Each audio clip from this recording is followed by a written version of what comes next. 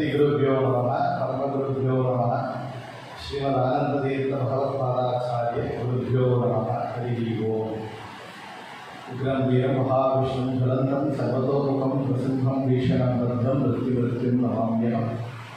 ಹೇಗ್ರೀವ ಹೇಗ್ರೀವ ಹೇಗ್ರೀ ವಿದ್ಯೋವದೇತ್ ತಸ್ಯ ನಿಸ್ಸರದೇವಾನಿ ನಂದಿರಣ್ಯ ಪ್ರವಾಹವತ್ ಉದ್ಯದ್ಫಲಂ ಯಶೋಧೀರ್ಯಂ ನಿರ್ಭಯತ್ವಂ ಅರೋಗತಾ ಮಧಾಢ್ಯಂ ಅಪ್ಪಟತ್ವಂ ಚ ಹನುಮತ್ ಸ್ಮರಣಾತ್ ಭವೇತ್.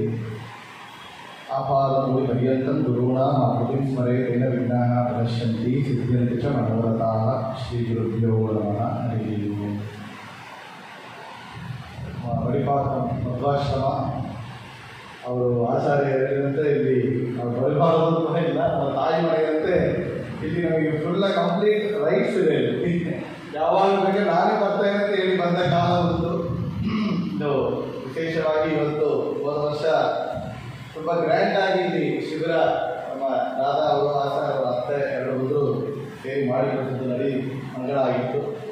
ಈ ವರ್ಷ ಕೂಡ ಸಣ್ಣ ಮಕ್ಕಳಿಂದ ಈ ಒಂದು ಶಿಬಿರ ಪ್ರಾರಂಭ ಆಗ್ತಾ ಇದೆ. ಈ ವಸಂತ ಕಾಲದ ಶಿಬಿರ ಅವರು ಆಚಾರ್ಯ ಹೇಳಿದಂತೆ ಸಣ್ಣ ಮಕ್ಕಳಿಗಾಗಿ ಈ ಒಂದು ಶಿಬಿರ ತುಂಬ ಅವಶ್ಯಕವಾಗಿದೆ. ಪ್ರಹ್ಲಾದ ಕೆಟ್ಟದ್ದು ದೈತ್ಯ ಬಾಲಕರು ನಾವು ಕೇಳಿದ್ದೆವು ಸಪ್ತಮಸ್ಕಂದ ಭಾಗವತದಲ್ಲಿ. ಸಣ್ಣ ಮಕ್ಕಳೆಲ್ಲ ಆಟ ಆಡಕ್ಕೆ ಹೊರಟಿದ್ರು, ಎಲ್ಲ ದೈತ್ಯ ಬಾಲಕರು. ಈ ಕಾಲದಲ್ಲಿ ಮನುಷ್ಯರೇ ದೈತ್ಯರಂತೆ ಇದ್ದಾರೆ, ಆದರೆ ದೈತ್ಯ ಬಾಲಕರುಗಳ ಆಟ ಆದರೆ ಇದು ಕೇಳಬೇಕಾ ಅಂತ ಒಂದು ಆಟ ಆಡುವ ಮಕ್ಕಳೆಲ್ಲ ಅವರು ಸ್ನೇಹಿತರಾಗಿದ್ದರು ಗುರುಕುಲದಲ್ಲಿ. ಎಲ್ಲ ಪಾಠ ಅಲ್ಲಿ ಮಧ್ಯದಲ್ಲಿ ಇಂಟರ್ವಲ್ ಬಿಡಬೇಕಾಗಿದ್ದರೆ ಒಂದೇ ಆಟ ಸದ್ದು ಎಲ್ಲ ಮಾಡ್ತಾ ಇದ್ರು.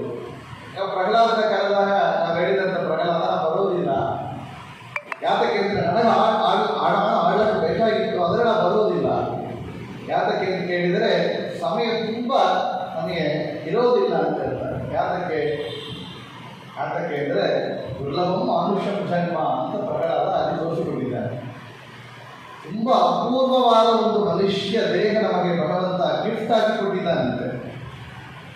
84 ಲಕ್ಷ 84 lakhs ಕ್ಯಾಟಗರೀಸ್ ಹೇಳಿದ್ದಾನೆ. ಜೀವರಾಶಿಗಳು, ಟೈಪ್ಸ್ ಆಫ್ ಜೀವರಾಶಿಗಳು 84 lakhs. ಒவ்வೊಂದು ಕ್ಯಾಟಗರಿಯಲ್ಲಿನೂ 4 crores and crores ಜನ ತೆಗೆದಿರ್ಬೋದು. ನಾವು ಇರುವು ತಗೊಂಡ್ರೆ ಎಷ್ಟು ಕ್ಯಾಟಗರಿ ಇದೆ, ಒவ்வೊಂದು ಇರುವಾಗಿಯೂ ನಾವು ಲಕ್ಷ ಕೋಟಿ ಜನ್ಮ ತೆಗೆದು ಅವರ ಹುಳು ಈ ರೀತಿಯಲ್ಲಿ ಪ್ರಮೋಷನ್ ಆಗಿ ಬೇರೆ ಬೇರೆ ವೈರಸ್ ಬ್ಯಾಕ್ಟೀರಿಯಿಂದ ಕ್ರಿಮಿ ಕೀಟಗಳಿಂದ ಪ್ರಾರಂಭವಾಗಿ ಮನುಷ್ಯನು ನಾವು ಎಷ್ಟೋ ಕ್ರೋರ್ಸ್ ಅಂಡ್ ಕ್ರೋರ್ಸ್ ಕೋಟಿ ಜನ್ಮಗಳು ತೆಗೆದು ಮನುಷ್ಯರಲ್ಲಿ ಬ್ರಾಹ್ಮಣರಾಗಿ, ಆ ಬ್ರಾಹ್ಮಣರಲ್ಲಿ ವೈಷ್ಣವರಲ್ಲಿ ಮಾಧ್ವರಾಗಿ ನಾವು ಬಂದಿದ್ದರೆ ಇಷ್ಟು ಅಪೂರ್ವವಾದ ಮನುಷ್ಯ ಜನ್ಮ ಬಂದಾಗ ದುರ್ಲಭಂ ಮಾನುಷಂ ಜನ್ಮ.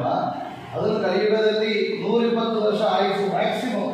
ಆದಿರಾಜರು ಸಶರೀರಿಯಾಗಿ ಬೃಂದಾವನ ಪ್ರವೇಶ ಮಾಡಿದರು 120 ವರ್ಷ ಅಂತ. ಅದು ಈಗ ಇನ್ನೂ ಕಡಿಮೆ ಆಗ್ತಾ ಬರ್ತಾ ಇದೆ. ಆ 100 ವರ್ಷ ಆಯುಷರು ಕೂಡ ಅರ್ಧ ನಿದ್ದೆಗೆ ಹೋಗಿಬಿಡುತ್ತಂತೆ. ಇವತ್ತು ಕೇಳವೇ ಬೇಡ, ಅದು ರಾತ್ರಿ ನಿದ್ದೆ ಮಾಡುವವರಿಗೆ ಅಂತಾರೆ, ಈಗ ಹಗಲು ನಿದ್ದೆ ಮಾಡುವವರಿದ್ದೇವೆ, ಅರ್ಧ ಇದ್ದಾರೆ ಎಕ್ಸ್ಟ್ರಾ ಆಗ್ತಾ ಇದೆ. ಇನ್ನೊಂದು 25 years ಏನಂದರೆ ನಮಗೆ ಓದು ಪಾಠ ಈ ರೀತಿಯಲ್ಲಿ ಕಾಲ್ ಏಜ್, ಅದಾವುದು 25 years ಔಟ್ ಆಫ್ 100 years ತಗೊಂಡ್ರೆ ಕಾಲೇಜ್ ಮುಗಿದೋಗಿರುತ್ತೆ ನಮ್ಮ ಆಯುಷ್ಯಲ್ಲಿ. ಮಿಚ್ಚ ಏನಿಲ್ಲ 50 ಅದು ಹೋಗಿತ್ತು, ಕಾಲೇಜ್ ಇದು 20 ವರ್ಷದಲ್ಲಿ 25 ವರ್ಷದಲ್ಲಿ ನಾವು ಉದ್ಯೋಗ ಮಕ್ಕಳು ಎಂಜಾಯ್ಮೆಂಟ್ ಹೋದ್ರೆ ಮತ್ತೆ ಡ್ಯಾಮೇಜ್ ಆಗಿರುತ್ತೆ. ಏನಿಲ್ಲ ನಮಗೆ ಅಷ್ಟು ವಯಸ್ಸು ಹೋಗುತ್ತಾ ಇದೆ. ಆದರೆ ಇಂಥ ಅಪೂರ್ವವಾದ ಜನ್ಮದಲ್ಲಿ ನಮಗಿರುವಂತಹ ಸಮಯ ತುಂಬ ದುರ್ಲಭ. ಆಗ ನಮಗೇನೆಂದರೆ ಎಲ್ಲ ಈ ಸಣ್ಣ ವಯಸ್ಸಲ್ಲಿ ಎಂಜಾಯ್ಮೆಂಟ್, ಆಟ ಪಾಠ ಎಲ್ಲ ಇಟ್ಟಬೇಕು. ಸ್ಕೂಲ್ ಮಾಡಿದ ಸ್ಕೂಲ್ ತನಕ ಓದು, ಕಾಲೇಜಲ್ಲಿ ಓದು, ಆಮೇಲೆ ಕೆಲಸ ಒಂದು ಬಿಟ್ಟರೆ ಉದ್ಯೋಗ, ಆಮೇಲೆ ಸಂಸಾರ ಹೀಗೆ ಹೋಗ್ತಾ ಇದಲ್ಲ. ಹೇಗೆ ಮಾಡೋಣ? ಎಲ್ಲ ರಿಟೈರ್ಡ್ ಆದಮೇಲೆ ಇಟ್ಕೊಳ್ಳೋಣ ಸರ್. ಎಲ್ಲ 60 ವಯಸ್ಸು ಆದಮೇಲೆ ಕೈ ಕಾಲು ಕಣ್ಣೆಲ್ಲ ಕೆಲಸ ಮಾಡಾಗ ಅವರು ಕೆಳಗೆ ಕೂಡಕ್ಕೆ ಬರಬಾರದು, ಡ್ಯಾನ್ಸ್ ಆಡಕ್ಕೆ ಬರೋದು, ಹಾಡು ಹೇಳಕ್ಕೆ ಸ್ವರ ಬರೋದಿಲ್ಲ, ಶಬ್ದ ಬರೋದಿಲ್ಲ, ನಡಿಲಕ್ಕೆ ಕುಡಿಲಕ್ಕೆ ಸಾಧ್ಯವೇ ಇಲ್ಲ. ತಿನ್ನಕ್ಕೆ ಲಿಮಿಟೇಷನ್ ಬಂದುಬಿಡುತ್ತೆ, ಶುಗರ್ BP ಕೊಲೆಸ್ಟ್ರಾಲ್ ಎಲ್ಲ ಬಂದುಬಿಡುತ್ತೆ. ಆಮೇಲೆ ನಾವು ಪಾಠ ಓದಾಡ ಅಂದರೆ ಸಾಧ್ಯವೇ ಇಲ್ಲ. ಅದರ ಪ್ರಹ್ಲಾದ ಹೇಳಿದ ಕೌಮಾರ ಆಚರಣೆ ಸಣ್ಣ ವಯಸ್ಸಲ್ಲಿ ಪ್ರಾರಂಭ ಮಾಡುವುದು. ನಮಗೇನಂದ್ರೆ ಯಾತಕ ವಯಸ್ಸಾದ ಮೇಲೆ ಇಲ್ಲ, ಸಂತತಂ ಚಿಂತೆಯೇನಂತಂ ಅಂತ್ಯಕಾಲೇ ವಿಶೇಷತಃ. ಅಂತ್ಯಕಾಲದಲ್ಲಿ ವಿಶೇಷ ವಯಸ್ಸಾದ ಮೇಲೆ ತುಂಬ ಅಂತ್ಯಕಾಲದಲ್ಲಿ ಬರಬರ ದೇವರ ಚಿಂತನೆ ಹೆಚ್ಚು ಮಾಡಬೇಕು. ಅಂತ್ಯಕಾಲದಲ್ಲಿ ಮಾಡಿರೋಣ, ಈಗ ಯಾತಕ ಮಾಡಬೇಕು ನಮ್ಮ ಚಿಂತನೆ. ಆದರೆ ಸ್ಕೂಲ್ ಲೈಫ್ ಒಂದು ಎಕ್ಸಾಂಪಲ್ ತಗೊಳ್ತಾರೆ. ಸ್ಕೂಲಿಗೆ ಹೋದವ್ರು ಏನು ಮಾಡ್ತಾರೆ, ವರ್ಷ ಪ್ರಾರಂಭದಲ್ಲಿ ಅಂದರೆ ಈಗ 10th 12th ತಗೊಂಡ್ರೆ 12th ಸಿಲೆಬಸ್ 4th ಸ್ಟ್ಯಾಂಡರ್ಡ್ ಪ್ರಾರಂಭ ಮಾಡಿರ್ತಾರೆ.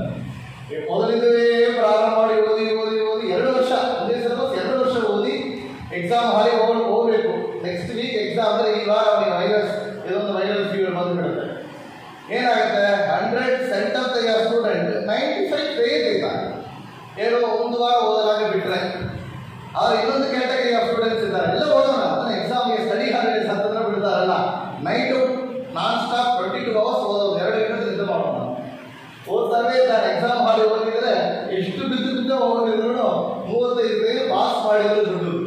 ಆಗ ವರ್ಷ ಪೂರ್ತಿ ಓದವ ಲಾಸ್ಟ್ ಮಿನಿಟ್ ಓದಲಾಗ ಬಿಟ್ಟರು ಅವನಿಗೆ ಬರೋ ಮಾರ್ಕ್ ಬಂದೇ ಬರ್ತದೆ, ಇದು 1-2 ತಪ್ಪತ್ತೆ.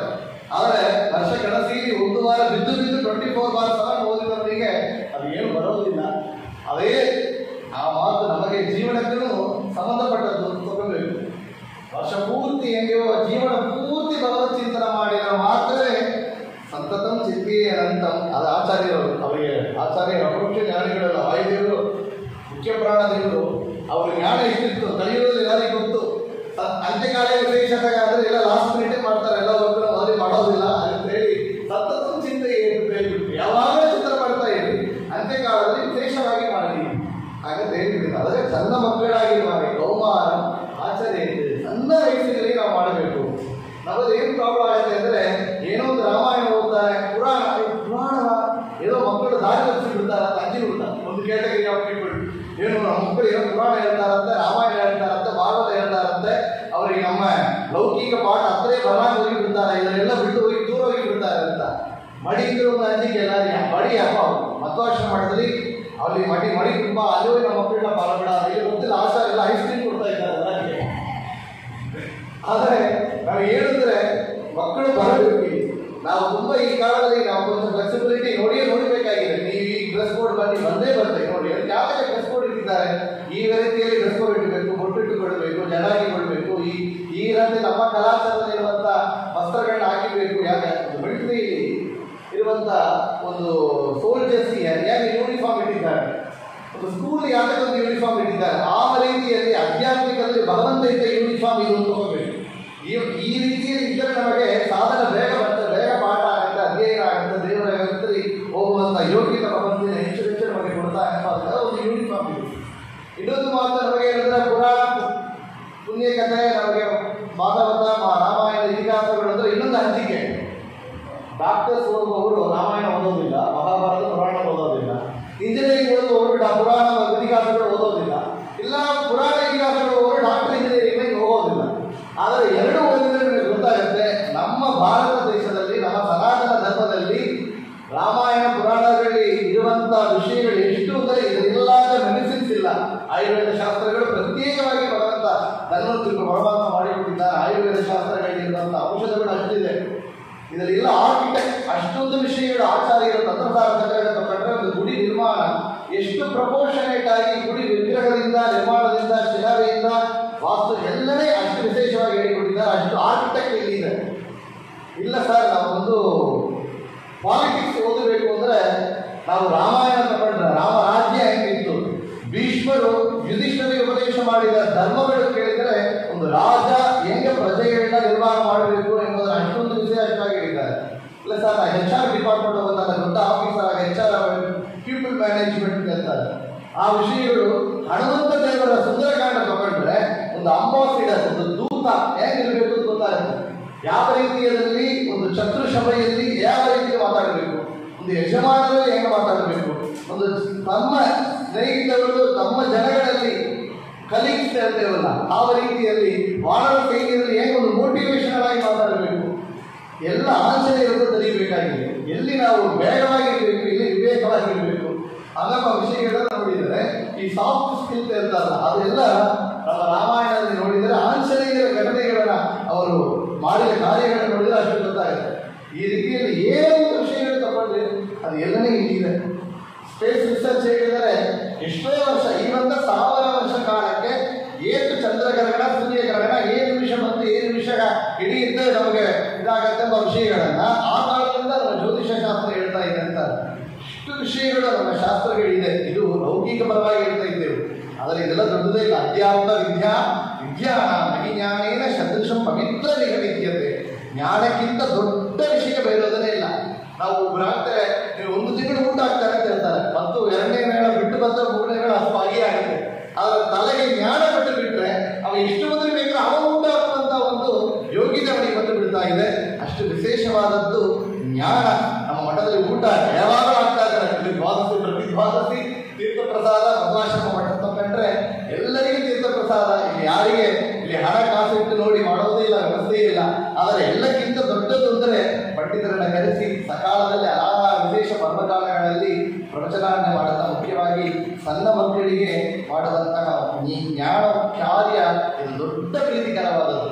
ಗುರುಗಳಿಗೆ ನಾವು ಮಾಡುವಂಥ ಏನೊಂದು ರಥೋತ್ಸವವಾಗಲಿ, ದೊಡ್ಡ ಸ್ವರ್ಣ ಕವಚಗಳಾಗಲಿ, ವೈಭವಗಳಾಗಲಿ, ಎಲ್ಲಕ್ಕಿಂತ ದೊಡ್ಡ ಪ್ರೀತಿ ಅಂತ ಹೇಳಿದರೆ ನಾವು ಮಾಡುವಂಥ ಜ್ಞಾನ ಕಾರ್ಯ. ಗುರುಗಳ ಸ್ತೋತ್ರ, ಅವರು ಮಾಡಿಕೊಂಡಿರುವ ಗ್ರಂಥಗಳು, ದಾಸರ ವರೇಣ್ಯರು ಮಾಡಿಕೊಂಡಿರುವ ಕೃತಿಗಳನ್ನು ನಾವು ಹೇಳಿದರೆ ಅಷ್ಟು ವಿಶೇಷ ಪ್ರೀತಿಯಾಗಿದ್ದಾರೆ. ನಮ್ಮ ಅತ್ತೆ ಅವರು ದಾಸ ಕೃತಿಗಳನ್ನ ಹೇಳಿ ಇಲ್ಲಿ ವಿಶೇಷವಾಗಿ ಪಾಠ ಮಾಡಲಿಕ್ಕಿದ್ದಾರೆ. ಯಾತಕ್ಕೆ ಅಂತ ಹೇಳಿದರೆ ರಾಮಾಯಣ ಓದಿದರೆ ರಾಮಾಯಣ ಮತ್ತು ಪಡೆಯ ಗೊತ್ತಾಗುತ್ತೆ, ಮಹಾಭಾರತ ಓದಿದರೆ ಮಹಾಭಾರತ ಮಾತ್ರ ಪರಿಚಯವಾಗುತ್ತೆ, ಭಾಗವತ ಓದಿದ್ರೆ ಭಾಗವತ ಮಾತ್ರ ಪರಿಚಯ ಆಗುತ್ತೆ, ಪುರಂದರದಾಸ, ಕನಕದಾಸ, ವಿಜಯದಾಸ, ಗೋಪಾಲದಾಸ ಕೃತಿಗಳು ಅಂದರೆ ಎಲ್ಲೆಡೆ ನಮಗೆ ಗೊತ್ತಾಗುತ್ತೆ ಅಂತ ಹೇಳ್ತಾರೆ. ಅಂತ ರೀತಿಯಲ್ಲಿ ವಿಶೇಷವಾದ ಎಲ್ಲ ಪುರಾಣ ಇತಿಹಾಸಗಳ, ಸರ್ವಮೂಲ ಗ್ರಂಥಗಳ, ಟೀಕಾ ಟಿಪ್ಪಣಿ ಗ್ರಂಥಗಳ ಸಾರವನ್ನು ತೆಗೆದುಕೊಂಡಿದ್ದಾರೆ. ಈ ವ್ಯಾಧಿಯಲ್ಲಿ ಮಲಗಿಂಬ ಅವರು ನೋಡಿದರೆ ಹೇಳ್ತಾರೆ, ನಿಮಗೆ ಈ ಡಿಫಿಷಿಯನ್ಸಿ ಇದೆ, ಎ ವಿಟಮಿನ್ ಇದೆ, ಆಪಲ್ ತಗೊಳ್ಳಿ, ಸಿ ವಿಟಮಿನ್ ಡಿಫಿಷಿಯನ್ಸಿ ಇದೆ, ಆರೆಂಜ್ ತಗೊಳ್ಳಿ. ಅದು ಒಣತೆ ಕೆಲಸ ಮಾಡೋದಿಲ್ಲ. ಆಗೇನು ಮಾಡ್ತಾರೆ, ವಿಟಮಿನ್ ಟ್ಯಾಬ್ಲೆಟ್ ಕೊಟ್ಟಿರ್ತಾರೆ, C vitamin tablet, D vitamin tablet, A vitamin tablet. ಇನ್ನು ಸಹ ಕೊಂಚ ಜನರಿಗೆ ಮಲ್ಟಿ ವಿಟಮಿನ್ ಡಿಫಿಷಿಯನ್ಸಿ, ಎಲ್ಲ ವಿಟಮಿನ್ ಪ್ರಾಬ್ಲಮ್ ಇರ್ತದೆ. ಆಗ ಮಲ್ಟಿ ವಿಟಮಿನ್ ಟ್ಯಾಬ್ಲೆಟ್, ಒಂದೇ ವಿಟಮಿನ್ ಎಲ್ಲ ಟ್ಯಾಬ್ಲೆಟ್, ಎಲ್ಲ ವಿಟಮಿನ್ ಒಂದೇ ಬರ್ತಾ ಇದೆ, ಒಂದೇ ಟ್ಯಾಬ್ಲೆಟ್. ಆ ರೀತಿಯಲ್ಲಿ ನಮ್ಮ ದಾಸರು ಕೊಟ್ಟ ಪುರಂದರ ವಿಠಲ, ವಿಜಯ ವಿಠಲ ಅನಿಲಲ್ಲಿ ಕೊಟ್ಟ ಕೃತಿಗಳು ಅಂದರೆ ಅದು ಮಲ್ಟಿ ವಿಟಮಿನ್ ಟ್ಯಾಬ್ಲೆಟ್. ಅದು ಎಲ್ಲ ರಾಮಾಯಣ, ಭಾಗವತ, ಪುರಾಣ ಇತಿಹಾಸ, ಸರ್ವಮೂಲ ಟೀಕಾ ಗ್ರಂಥಗಳ ಒಂದು ಎಸೆನ್ಸ್ ಜ್ಯೂಸ್ ಇಲ್ಲ, ಅದು ವಿಟಮಿನ್ ಟ್ಯಾಬ್ಲೆಟ್. ಅದು ಒಂದೇ ಟ್ಯಾಬ್ಲೆಟ್ ಅಲ್ಲಿ ಎಲ್ಲ ವಿಷಯಗಳನ್ನ ಡಂಪ್ ಮಾಡಿ, ಟೆರಾಬೈಟ್ಸ್ ಒಂದು ಚಿಕ್ಕ ಸಣ್ಣ ಚಿಪ್ನಲ್ಲಿ ಪೆಂಡ್ರೈವ್ಲಿ ಕಂಪ್ರೆಸ್ ಮಾಡಿ ಕೊಡ್ತಾರೆ. ಆ ರೀತಿಯಲ್ಲಿ ಅಷ್ಟು ದೊಡ್ಡ ವಿಷಯಗಳನ್ನ ಕೂಡ ಲಘುವಾಗಿ ಸಣ್ಣ ಮಕ್ಕಳಿಗೆ ಕೂಡ ಮುಟ್ಟಿಸುವಂತೆ ದಾಸಗಳು ಮಾಡಿಕೊಟ್ಟ ಕೃತಿಗಳಿದೆ. ಇದನ್ನ ಮೊದಲೇ ಅಧ್ಯಯನ ಮಾಡಿ ಇದನ್ನು ಚೆನ್ನಾಗಿ ನಾವು ಅಭ್ಯಾಸ ಮಾಡಿ ತಿಳಿದುಕೊಂಡು ನಮ್ಮ ಸನಾತನ ಧರ್ಮದಲ್ಲಿ, ನಮ್ಮ ಕಲಾಚಾರದಲ್ಲಿ ಬಂದು ಭಕ್ತಿ ಮಾರ್ಗದಲ್ಲಿ ನಾವು ನುಗ್ಗಿಬಿಟ್ರೆ ಈ ಒಂದು ಪ್ರಪಂಚ ಇದು ಒಂದು ಯಾವಾಗಲೂ ಸುಖವನ್ನು ಕೊಡುವಂಥದ್ದು. ಇದು ಬಂದು ಬಿಟ್ರೆ ಹೇಗೆ ದೊಡ್ಡ ನಾವು ಹೇಳ್ತಾರೆ, ಬಿಸಿಲು ಕಾಲದಲ್ಲಿ AC ಹಾಲು ಹೊಡೆದ್ರೆ ಜಿಲ್ಲದ ಸತ್ಪಾಗಿ ಸುಖವಾಗಿದೆ ಮತ್ತು ಹೊರಗೆ ಹೋದ್ರೆ ಹೋಗೋದಿಲ್ಲ. ಆ ರೀತಿಯಲ್ಲಿ ಮಧ್ವಾಶ್ರಮ ನಡುವಂಥ ಶಿಬಿರಾಳಿ ಒಳಗೆ ನುಗ್ಗಿಬಿಟ್ರೆ ಅವ್ರು ಹೇಳಿದ್ರು 10:30 to 4:30 ಮತ್ತು 4:30 ಹೋಗೋದಿಲ್ಲ ಅಂತಾರೆ. ಹೀಗೆ ಸೇವೆ ಮಾಡೋದ್ರಿಂದ ಮತ್ತು ಇದ್ದು ಬಿಡ್ತಾರೆ. ಆ ರೀತಿಯಲ್ಲಿ ಆ ಪಾಠದ ರುಚಿ ನಮಗೆ ಆಗಬೇಕು. ಆ ರುಚಿಯನ್ನು ಮುಟ್ಟಿಸುವ ಒಂದು ಕಾರ್ಯ, ಒಂದು ಪ್ರಯತ್ನವೇ ಈಗ ನಾವು ಮಾಡಲಿಕ್ಕೆ ಹೊರಟಿದ್ದೇವೆ ಮಧ್ವಾಶ್ರಮದಿಂದ. ಈ ಒಂದು ಕಾರ್ಯದಲ್ಲಿ ಎಲ್ಲ ಗುರುಗಳ ಅಂತರ್ಯಾಮಿಯಾದ ಭಾರತೀಯರ ಮುಖ್ಯ ಪ್ರಾಣ ಜಗದ ಕ್ಷೇತ್ರಮೂರ್ತಿ ಲಕ್ಷ್ಮೀ ನರಸಿಂಹದೇವರು, ಜನಾರ್ದನ, ವಾಸುದೇವ, ಪ್ರದ್ಯುಮ್ನ ಇತ್ಯಾದಿ ಎಲ್ಲ ರೂಪಗಳ ಪರಮಾತ್ಮನ ಸನ್ನಿಧಾನ ಇದೆ. ಆ ಎಲ್ಲ ಪರಮಾತ್ಮ ರೂಪಗಳು ಕೂಡ ವಿಶೇಷವಾಗಿ ಇದ್ದು ನಮ್ಮ ಜೊತೆಯಾಗಿದ್ದು, ಇಲ್ಲಿ ಹೇಳಿಕೊಡುವ ಗುರುಗಳಲ್ಲಿ ಅವರ ಜೊತೆ ಇದ್ದು, ಮಕ್ಕಳ ಒಳಗಿದ್ದು ಕೂಡ ಈ ಒಂದು ಕಾರ್ಯಕ್ರಮವನ್ನು ನಿರ್ವಿಘ್ನವಾಗಿ ನಡೆಸಿ ಈ ಒಂದು ಮಕ್ಕಳೆಲ್ಲ ನಮ್ಮ ಧರ್ಮ ಬಿಟ್ಟು ಹೋಗಬಾರದು.